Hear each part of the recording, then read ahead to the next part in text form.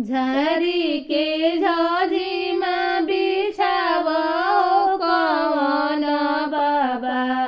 आई गईले दुल करू सभे लोग हे लाला आई गईले तिलक हरू सभे लोग हे लंबी लंबी अंजूरी पसार हो कवन बेटा लंबी लंबी अंजूरी पसार हो कवन बेटा आई गल तिलक हरू सभे लोग हे लाला आई गईले तिलक हरू सभे लोग हे लाला थोड़ा तिलक जन चढ़ाया बेटी के पापा थोड़ा तिलक जन चढ़ाया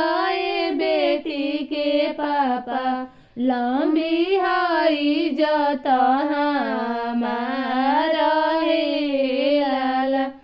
लंबी हाई जता हमारा हे लाल झारी के झाजी में बिछावाए कवन चाचा